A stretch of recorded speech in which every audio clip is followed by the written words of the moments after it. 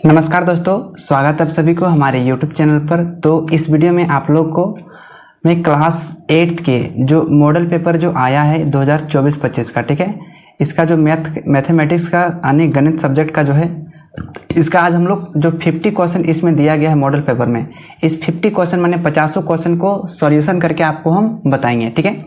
अगर इस model paper को आप पूरा तैयार कर लेते हैं, चाहे कोई भी सब्जेक्ट का हो, आप जो सब्जेक्ट का आप एग्जाम देने के लिए जा रहे हैं, इसी टाइप से आपके एग्जाम में एकदम से क्वेश्चन पूछेगा। और मैथ में तो एकदम हूबहू पूछता है एकदम से, ठीक ना। एक दो सवाल आप लोग का हो सके कि हट के कहीं दूसरे जगह से आ सकता है, मतलब किताब से पूछा जाएगा, लेकिन मॉडल पेपर में जिस प्रकार से क्वेश्चन दिया गया है उसी प्रकार से आपका क्वेश्चन फाइनल एग्जाम में भी पूछा जाएगा, ठीक है।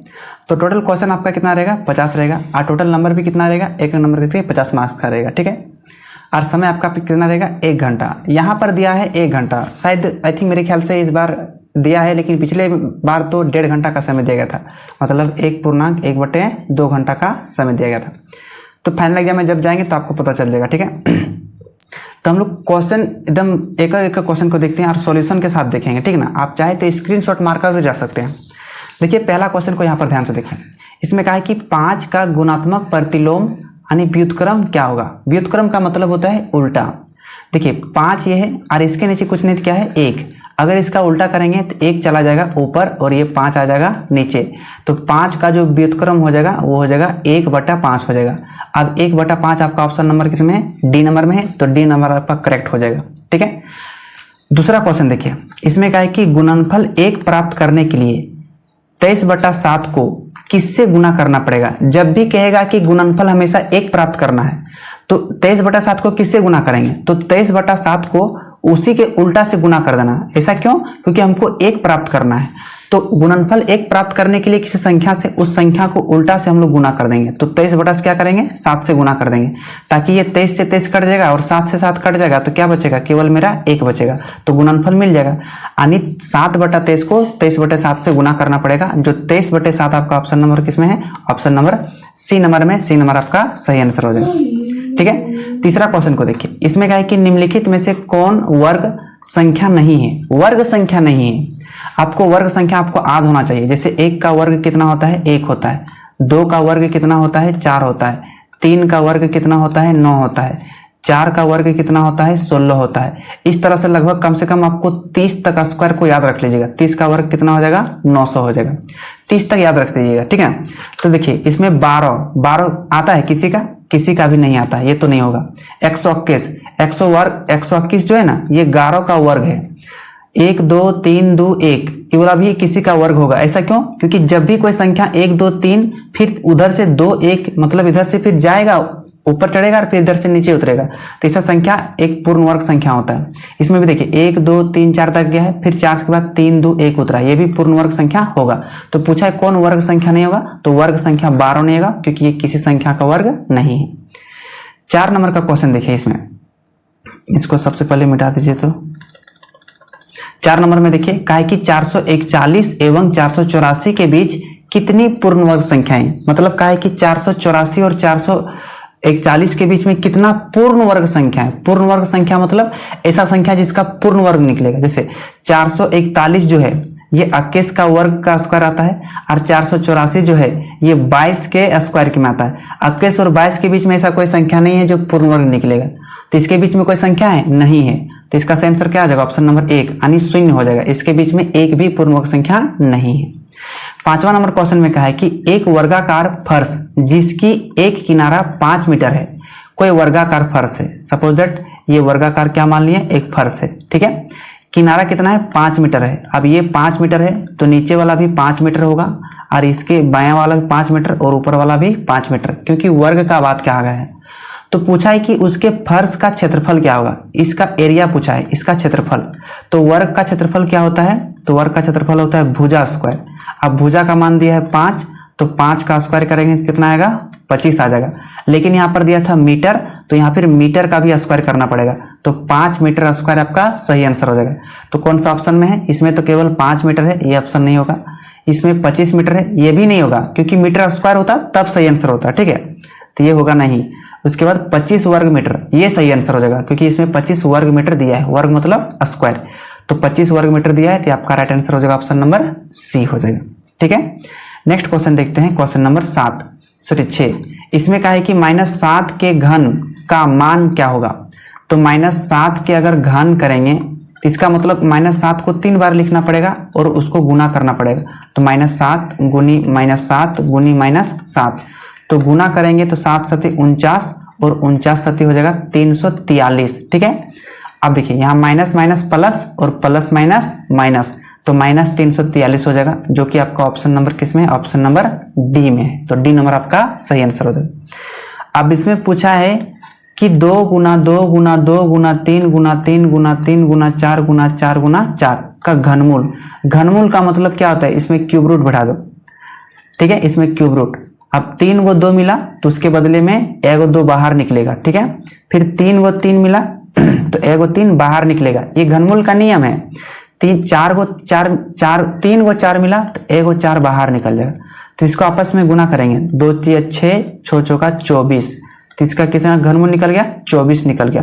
तो 24 कौन सा, ऑप्शन नंबर डी में, तो डी नंबर आपका सही आंसर हो जाएगा।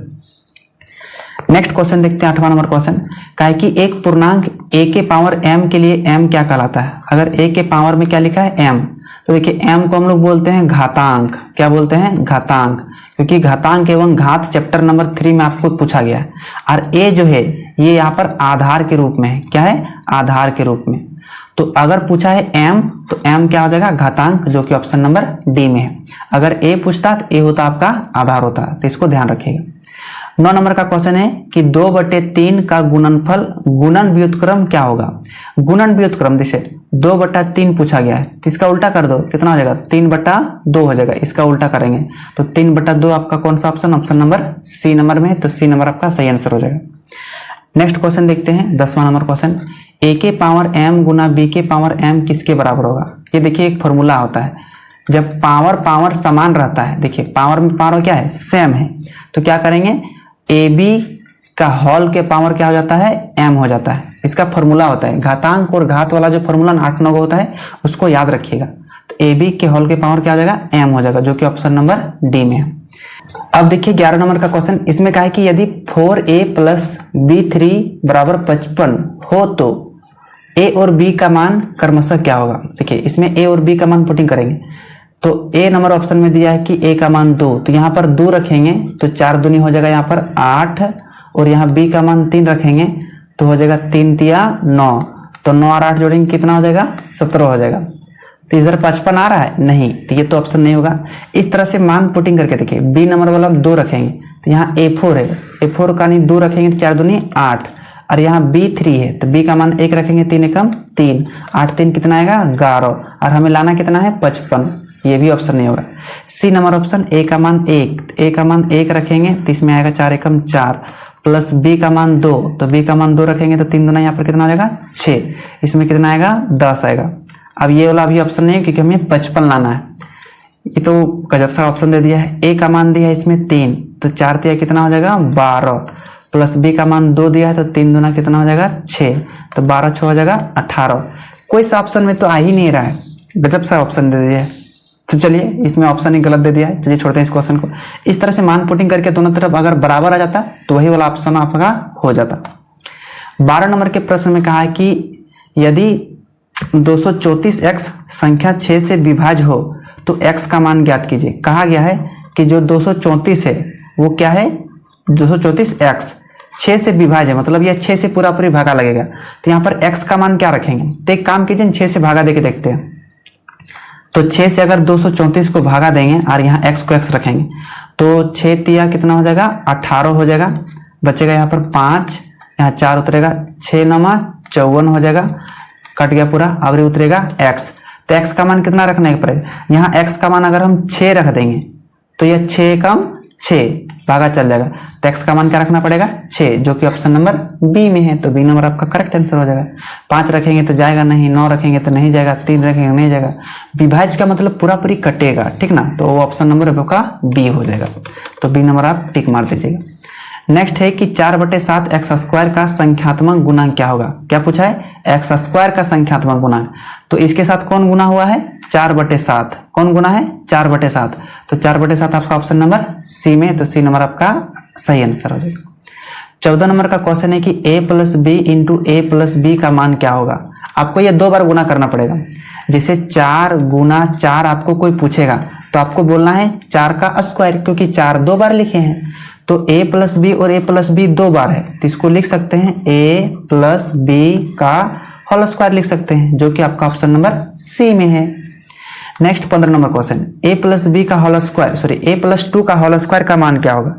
अब ये a प्लस बी के होल स्क्वायर के रूप में है, a प्लस बी के होल स्क्वायर के रूप में है, तो इसका आंसर क्या होता है a स्क्वायर प्लस 2ab प्लस बी स्क्वायर होता है। ठीक है, अब यहाँ a का मान कितना दिया है a, तो यहाँ हो जाएगा a स्क्वायर प्लस 2ab, तो 2 का 2, a का मान है आपका 2a है और b का मान है आपका 2, क्योंकि a की जगह a और b की जगह 2 है, तो यहाँ पर 2 रखेंगे, प्लस बी स्क्वायर, b का मान है 2, तो 2 का स्क्वायर, तो a का स्क्वायर a स्क्वायर और 2 दूनी हो जाएगा आपका 4, इसके बाद a प्लस 2 का स्क्वायर हो जाएगा 4, तो a square plus 4a plus 4, तो कौन सा ऑप्शन में, ऑप्शन नंबर डी आपका सही आंसर हो जाएगा। इस तरह से हल करके आपको देखना पड़ेगा। नेक्स्ट क्वेश्चन है 16 नंबर का, 5a स्क्वायर बी का सार्वगुणनखंड क्या होगा। सार्वगुणनखंड मतलब सभी में गुणनखंड तो 5a स्क्वायर बी का, तो देखिए 5 का 5 हो जाएगा, a 2 गो है तो इसको 2 बार लिखेंगे, a b 1 गो है तो इसको 1 बार लिखेंगे, तो 5 गुना a गुना b, तो जो कि ऑप्शन नंबर है इसमें ऑप्शन नंबर बी, सार्वगुणनखंड मतलब सबका गुणनखंड कर दिए। ठीक है, 17 नंबर का क्वेश्चन है कि डैश का गुणनखंड x प्लस ए इंटू एक्स प्लस बी है। अच्छा, किसका फॉर्मूला होता है, आप याद कीजिए, इसका जो गुणनखंड x square plus a plus B into x plus a b, इसी का फॉर्मूला होता है। ऑप्शन नंबर ए आपका राइट आंसर हो जाएगा। ये फॉर्मूला आपको याद रखना पड़ेगा, है ना, इसका फॉर्मूला होता है, ये वाला गलत हो जाएगा, तो ये नंबर आपका सही आंसर हो जाएगा। नेक्स्ट क्वेश्चन देखते हैं 18 नंबर, इसमें कहा है कि एक रैखिक समीकरण के कितने हल होंगे। तो रैखिक समीकरण के एक रैखिक समीकरण के एक हल होंगे, जो कि ऑप्शन नंबर ए आपका राइट आंसर हो जाएगा। 19 नंबर है 5x प्लस 7 बराबर 2x प्लस 8 का समीकरण का हल क्या होगा।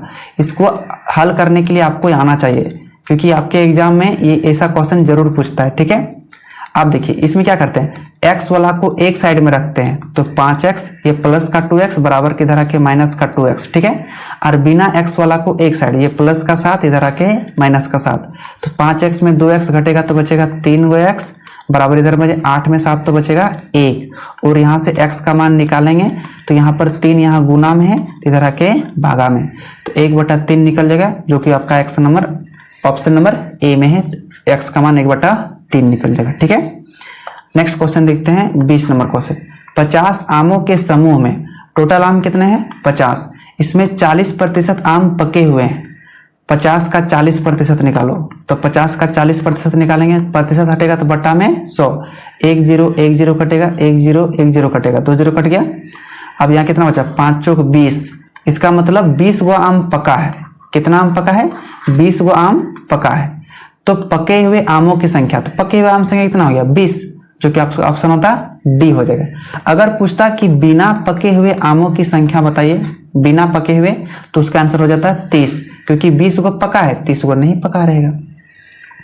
नेक्स्ट है कि बटा प्रतिशत वस्तु के खाली घर पर परिकलित किया जाता है। कोई भी बटा प्रतिशत है वो किस पर, हमेशा अंकित मूल्य पर, अंकित मूल्य नहीं रहेगा तो बटा प्रतिशत नहीं निकाल पाएंगे, तो ऑप्शन नंबर सी आपका राइट आंसर हो जाएगा। 22 नंबर का क्वेश्चन देखते हैं, इसमें कहा है कि x बटे वाई बराबर k में k को क्या कहते हैं। तो k एक कॉन्स्टेंट के वैल्यू होता है, कॉन्स्टेंट का वैल्यू होता है, उसको कॉन्सोनेंट नहीं कॉन्स्टेंट होता है। कॉन्सोनेंट बोल भवेल कॉन्सोनेंट एबीसीडी अल्फाबेट वाला हो जाएगा, तो कॉन्स्टेंट का वैल्यू होता है जिसे हम लोग स्थिरांक कहते हैं, इसे याद रखना पड़ेगा, तो option number C right answer हो जाएगा। इसमें कहा गया कि यदि x और y दोनों प्रतिलोम समानुपात, देखो प्रतिलोम का मतलब होता है उल्टा, तो दोनों को क्या करो, हमेशा गुना कर देना। प्रतिलोम वाला क्या होता है, हमेशा गुना होता है। तो x y आपका कौन सा ऑप्शन में है, तो x y option number C में है। प्रतिलोम अनुपात में क्या है, और x y ऑप्शन सी में है, तो k इक्वल टू कितना हो जाएगा x y। अब k क्या है, कि अब ये बताएं, ये स्थिरांक वैल्यू है, इसे आप दे भी सकते हैं नहीं भी दे सकते हैं, और जब इसे नहीं देंगे तो यहाँ पर समानुपाती का चिन्ह लग जाएगा। ठीक है, और जब यहाँ पर इसको समानुपाती को हटा देंगे तो यहाँ बचेगा k और यहाँ हो जाएगा y, मतलब इधर हो जाएगा y हो जाएगा। ठीक है, इसे आप याद रखिएगा। क्लास 10th में पढ़ेंगे ओम के नियम, v समानुपाती I, और जिसमें v समानुपाती चिन्ह हटता है तो आई आर हो जाता है। क्या हो जाता है? I R. और यहाँ पर आर क्या होता है? कांस्टेंट वैल्यू हो जाता है। ये 10th में पढ़ेंगे तब आपको बताया जाएगा। नेक्स्ट क्वेश्चन 24 नंबर क्वेश्चन है। इसमें कहा है कि यदि किसी चतुर्भुज के तीनों कोण में से प्रत्येक कोण 90 डिग्री के बराबर है तो चौथा कोण क्या होगा? कोई चतुर्भुज है और उसका 3 गो कोण क्या दिया है? 90 डिग्री दिया है। ये वाला 90 डिग्री दिया है, ये वाला भी 90 डिग्री दिया है, ये वाला भी 90 डिग्री दिया है। अब चौथा कोण, तो चौथा कोण भी कितना होगा? 90, क्योंकि चतुर्भुज के चारों कोणों का योगफल कितना होता है? 360। तो 3 को दिया है 90 90, चौथा भी होगा 90, जो कि ऑप्शन नंबर डी सही आंसर हो जाएगा। 25 नंबर में पूछा है कि निम्न में से किस चतुर्भुज के लिए विकर्ण बराबर होते हैं? तो विकर्ण बराबर दो ही चतुर्भुज में होता है। पहला होता है आपका वर्ग में और दूसरा होता है आपका आयत में। तो यहाँ पर वर्ग देखिए, वर्ग कहीं नजर नहीं आ रहा है, आयत नजर आ रहा है। जी बिल्कुल, ऑप्शन नंबर डी में। तो डी नंबर आपका सही आंसर हो जाएगा। ठीक है, नेक्स्ट क्वेश्चन है कि किसी षटभुज के कोणों का योग कितना होगा? तो षटभुज के कोणों का योग देखिए, त्रिभुज का ये होता है 360, चतुर्भुज का ये होता है, और ये पंचभुज का होता है। षटभुज का कितना होता है? 720 हो जाएगा। खत्म आंसर हो गया। ये 360 किसका होता है? चतुर्भुज का होता है, और 180 त्रिभुज का होता है, और ये पंचभुज का होता है। ठीक ना, तो इसे याद रखिएगा। तो ये षटभुज का होगा ना, 6 भुजा वाला का। नेक्स्ट है कि निम्न में से किस से एक बहुफली नहीं बनेगा?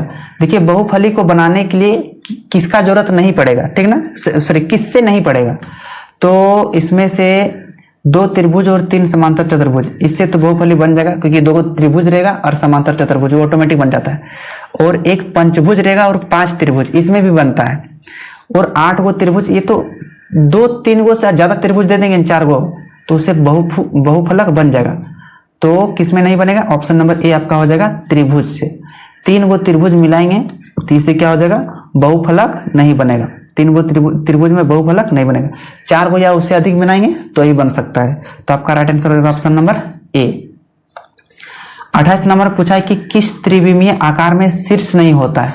त्रिविमीय मतलब समझते हैं 3D, तो किसमें शीर्ष नहीं होता है? तो आपका देखिए, प्रिज्म में तो होता है, पिरामिड में होता है, शंकु में होता है, गोला में नहीं होता है। तो ऑप्शन नंबर आपका डी आपका सही आंसर हो जाएगा। नेक्स्ट पूछा है कि आयत का क्षेत्रफल, ए भाई, आयत का क्षेत्रफल होता है लंबाई गुनी चौड़ाई। अब कौन सा ऑप्शन में है? तो भैया आपका ऑप्शन नंबर सी में है। तो सी नंबर आपका सही आंसर हो जाएगा। ठीक है। नेक्स्ट क्वेश्चन देखते हैं, 30 नंबर क्वेश्चन। वर्ग की एक भुजा की लंबाई 25 सेंटीमीटर है, तो इसका परिमाप क्या होगा? देखिए, कोई वर्ग है और इसका भुजा कितना दे दिया है? 25 सेंटीमीटर। तो सब भुजा कितना होगा? 25 सेंटीमीटर करके होगा। तो इसका परिमाप, तो वर्ग का परिमाप होता है 4 गुनी भुजा, 4 गुनी भुजा, और भुजा का मान दिया है 100। तो 100 को, सॉरी 25 दिया है, माफ कीजिएगा, 25 को 4 से गुना करेंगे तो हो जाएगा 100, जो कि आपका ऑप्शन नंबर 100 मीटर किसमें? सेमी दिया है, तो यहाँ पर सेमी लगाइएगा, सेंटीमीटर। तो 100 सेंटीमीटर आपका ऑप्शन नंबर डी में है। तो डी नंबर आपका सही हो जाएगा। ठीक है, ध्यान देना है, वर्ग सेमी नहीं लिखेंगे। जब क्षेत्रफल पूछेगा तब वर्ग सेमी लिखेंगे, जब परिमाप पूछेगा तो वर्ग सेमी नहीं लिखेंगे। नेक्स्ट है कि वैसी आकृति जिसकी 3 विमाएं होती है कैसी आकृति कहलाती है? तो उसे त्रिविमीय आकृति कहते हैं, जो कि आपका ऑप्शन नंबर बी आपका सही आंसर हो जाएगा। नेक्स्ट क्वेश्चन पूछा है कि x भुजा वाले घन का पृष्ठीय क्षेत्रफल। देखिए, जब भी पृष्ठीय क्षेत्रफल पूछेगा तो ये घन का, तो घन का क्या होता है? पृष्ठीय क्षेत्रफल 6a² होता है, या फिर 6l² होता है।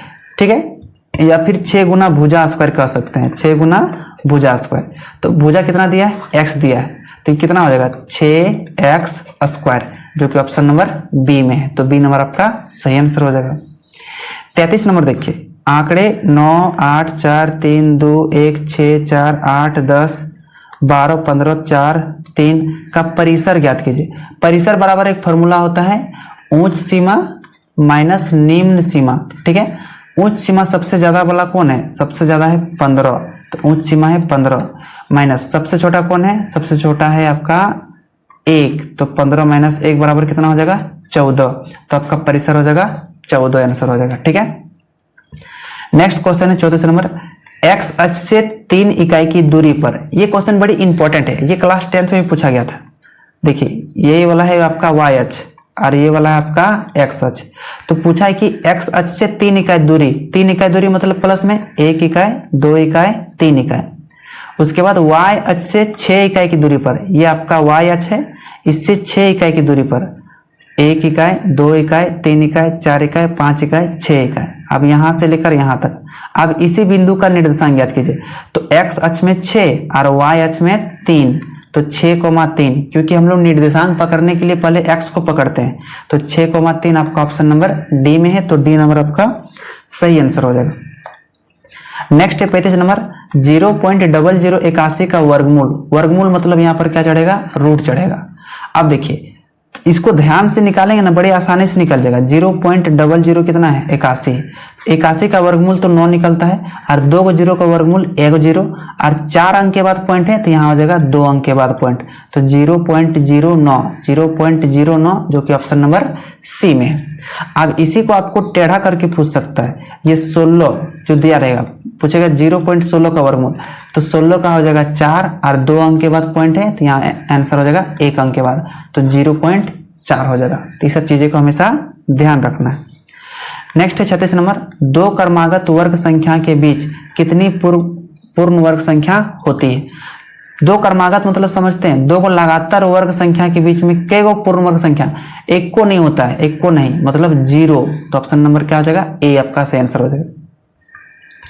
37 नंबर का क्वेश्चन देखते हैं, कहाँ गया, चलिए यहाँ पर। अरे चाचा कहने जा रहा है। देखिए इसमें कहा है कि किस विकल्प में 2/3, 11/15, 5/12 को अवरोही क्रम में सजाया गया। अवरोही क्रम क्या होता है, जिसको घटते हुए क्रम में हम लोग सजाते हैं उसको बोलते हैं अवरोही क्रम। तो चलिए ये 2/3 है, तो 3 से 2 को भाग देंगे तो निकलेगा 0.6। इसमें 11/15 है, तो 15 से 11 भाग देंगे तो निकलेगा 0.15 6 90 15 7 105, 0.7 निकलेगा। ये 5/12 है, इसको 12 से 5 को भाग देंगे तो 0.4 निकलेगा।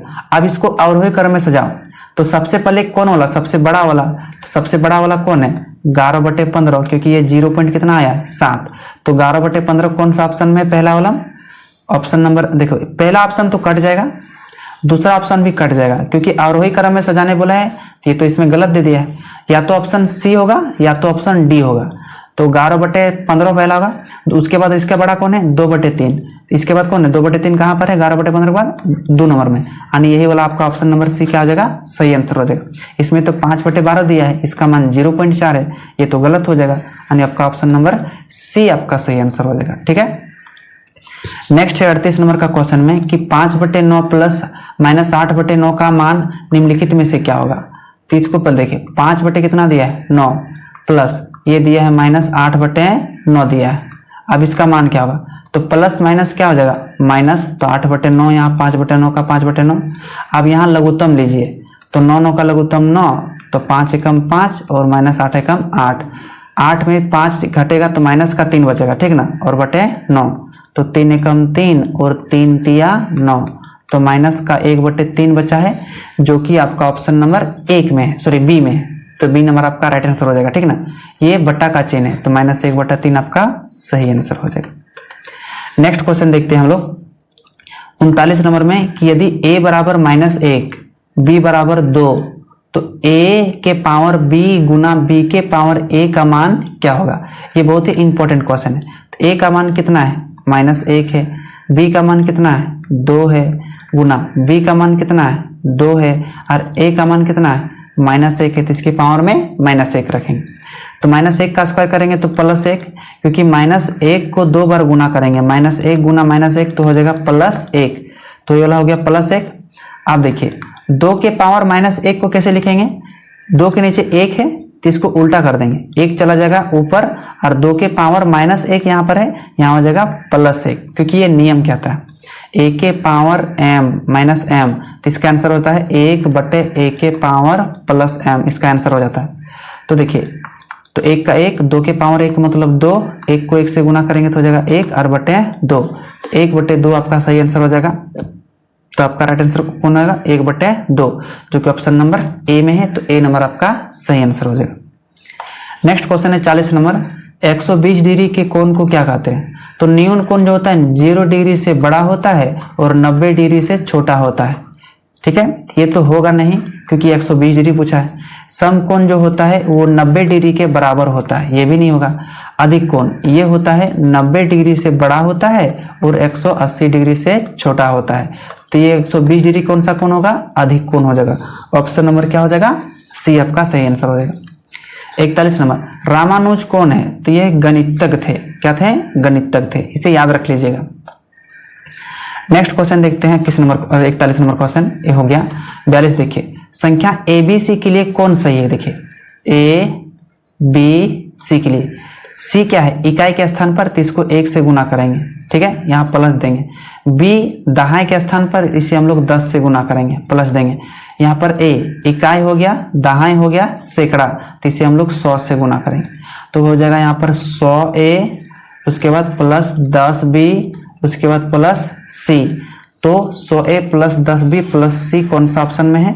तो ऑप्शन नंबर डी में है। तो डी नंबर आपका सही आंसर हो जाएगा, इसको ध्यान रखिएगा। ठीक है, एग्जाम में कभी कभी क्या पूछता है? केवल एक्स और वाई वाला पूछेगा, इसका सही रूप तो हो जाएगा 10x और प्लस y, क्योंकि y इकाई में 1 से गुना, दहाई में है तो इसको 10 से गुना, तो इसको हमेशा ध्यान रखिएगा। 43 नंबर क्वेश्चन निम्नलिखित में से कौन द्विपदी बीजीय व्यंजक है? द्विपदी दो गो पद रहेगा, तो देखिए इसमें एगो पद और एगो पद, दो गो पद है तो यही वाला आपका सही आंसर हो जाएगा। इसमें अकेले पद है, इसमें अकेले पद है, इसमें अकेले पद है, इसमें दो गो पद था, ध्यान रखिएगा। ठीक है, नेक्स्ट है घन का कुल पृष्ठीय क्षेत्रफल का सूत्र। तो घन का कुल क्या होता है? 6a स्क्वायर, या फिर a नहीं लिखेंगे तो भुजा गुना स्क्वायर, यानी भुजा स्क्वायर हो जाएगा, या फिर नहीं लिखेंगे तो 6l स्क्वायर। तीनों का मतलब एक ही होता है। तो 2 पाई रचते तो बेलन का वक्र होता है, 2 pi into H plus R बेलन का संपूर्ण होता है। 4l स्क्वायर ये घन का वक्र होता है, इसको ध्यान दीजिएगा, घन का वक्र का होता है, यानी घन के वक्र का, घन का कुल हो जाएगा 6l square. Option number D सही आंसर हो जाएगा। 45 नंबर है कि निम्नलिखित में धनात्मक परिमेय संख्या, धनात्मक मतलब प्लस वाला, तो ये तो माइनस में है, ये कट जाएगा, ये भी माइनस में है, कट जाएगा, ये धनात्मक में है, ये हो जाएगा आपका ऑप्शन नंबर डी आपका राइट आंसर हो जाएगा। ठीक है, लेकिन ई वाला भी हो सकता है, लेकिन दोनों माइनस माइनस कटेंगे तो 3 बटा कितना बचेगा? 2। ये भी तो धनात्मक परिमेय संख्या है ना। ऑप्शन किस हिसाब से पूछा है ना, हमको एकदम से समझ में नहीं आता है, एकदम से इसको नहीं देना चाहिए था ये ऑप्शन। भले ऋणात्मक में कहा, ये तो कट जाएगा ना, तो आपका ऑप्शन नंबर इसमें डी हो जाएगा। नेक्स्ट है 40 नंबर 32.768 का घनमूल क्या होगा? ये बड़ी इंपॉर्टेंट क्वेश्चन है। कितना दिया है? 32.768 का घनमूल। घनमूल मतलब ये हो गया घनमूल। देखिए जब भी ऐसा क्वेश्चन पूछेगा ना तो आसानी तरीके से बनाने की कोशिश कीजिएगा। देखिए तो घनमूल पूछेगा तो 3 गो संख्या में इधर मतलब एक जोड़ा लगा देंगे। आप देखेंगे इसका इकाई संख्या 8 है, जो कि 2 का घन का इकाई संख्या 8 होता है। इसके बाद बचा 32, 32 1 का घन होता है 1, 32 से कम है, 2 का घन होता है 8, 32 से कम है, 3 का घन होता है 27, 32 से कम है, 4 का घन होता है 64, 32 से ज्यादा है तो 4 को नहीं लेंगे 3 को लेंगे, यानी 3 का घन से जाएगा तो यहाँ लगा देंगे 3, तो इसका आंसर हो जाएगा 32। अब यहाँ 3 अंक के बाद पॉइंट है तो यहाँ 1 अंक के बाद लगाएंगे, क्योंकि घनमूल का नियम है कि 3 अंक के बाद रहेगा तो उसको 1 अंक के बाद, तो 3.2 आपका राइट आंसर, जो कि ऑप्शन नंबर 2 हो जाएगा। ठीक है, अब दूसरी बात, अगर ऑप्शन देख के मारना है तो कैसे करेंगे? इसका इकाई अंक कितना है? 8, तो 2 के घन का इकाई अंक 8 होता है। अंतिम में कितना है? 2, ऑप्शन नंबर ए वाला। इसमें तो 3 लास्ट में दिया है, इसमें 6 दिया है, इसमें 5 दिया है, ऐसे तो ऑप्शन कट जा रहा है। ठीक है, तो इसको ध्यान रखिए ऐसा क्वेश्चन को। नेक्स्ट क्वेश्चन हम लोग देखते हैं 47 नंबर क्वेश्चन। 11/25 भागा खाली घर माइनस 11/25 मेरे रिक्त स्थान में क्या होगा? ऐसा जो क्वेश्चन है ना, ये क्वेश्चन को आप आसानी से बना सकते हैं। यहां रखेंगे x का मान रख देंगे। क्या रखेंगे? x का मान रखेंगे। अब जैसे x का मान रखेंगे तो ये आपका 11/25, तो यहाँ भागा करेंगे गुना में चेंज, तो एक जगह ऊपर और एक x आ जाएगा नीचे, इधर बचेगा -11/25। ये तो 11 कट जाएगा, 25 कट जाएगा, तो 1 बटे बराबर क्या बताएगा? -1/1। अब क्रॉस मल्टीप्लिकेशन करेंगे तो माइनस एक्स बराबर 1 निकलेगा और x का मान निकल जाएगा -1/1, मतलब -1 निकल जाएगा। तो -1 कौन सा ऑप्शन में दिया है? कोई सा ऑप्शन में नहीं दिया। देखिए कैसा कैसा दिमाग, कम से कम क्वेश्चन सेट करने वाला कैसा दिमाग का आदमी, जो हमको समझ में नहीं आ रहा है। 2-3 को तो क्वेश्चन में देखिए कि ऑप्शन ही गलत सेट कर दिया। तो इसका -1 सही आंसर होगा। बल्कि आपका फाइनल एग्जाम में ऐसा नहीं दिया जाएगा। फाइनल एग्जाम में थोड़ा मतलब एक अच्छा व्यक्ति हो जो ना प्रश्न को बनाएगा, इसमें हल करने के लिए हम लोग को दिक्कत, कभी कभी हम लोग भी कंफ्यूज हो जाते हैं। अब आप लोग तो कितना दिक्कत होता होगा सोच के देखिए, क्योंकि आप लोग बच्चे हैं, आप लोग समझ नहीं पाएंगे कि ऑप्शन गलत दिया है, हो सके कि हम ही गलत बनाए हैं, ये डर में रहता है। लेकिन हम लोग को थोड़ा कंफर्म हो जाता है कि ये नहीं, इतना ही आंसर होता है। आप क्या करेंगे, चलिए छोड़िए। तो इसका आंसर -1 सही आंसर हो जाएगा। नेक्स्ट पूछा है कि 0.25 का वर्गमूल क्या होगा। ये देखिए हम लाल कलर से लिखते हैं ताकि ठीक से दिखेगा। ये कितना पूछा है? 0.25 का वर्गमूल। वर्गमूल मतलब स्क्वायर रूट। तो देखिए 25 का निकलता है 5 और 2 अंक के बाद पॉइंट है, तो यहाँ निकलेगा 1 अंक के बाद, तो 0.5 आंसर हो जाएगा, जो कि ऑप्शन नंबर सी में है। नेक्स्ट पूछा है कि यदि 2 के पावर में x + 3 = 2 है तो x का मान ज्ञात कीजिए। ये पिछले साल पूछा गया था। 2 के पावर x + 3 बराबर कितना दिया है? 2। ये पिछले साल 2024 के फाइनल एग्जाम में पूछा गया था। इंपॉर्टेंट है, बट आप लोग वाला में नहीं पूछेगा, आई थिंक, मेरे ख्याल से लगता है। तो देखिए इसको बनाएंगे कैसे। 2 के पावर में कुछ नहीं तो क्या होगा? 1 होगा। अब एक नियम का फॉर्मूला है, a के पावर m बराबर a के पावर में n। तो इसका आंसर क्या होता है? तो देखिए a कट जाता है और m और n बच जाता है।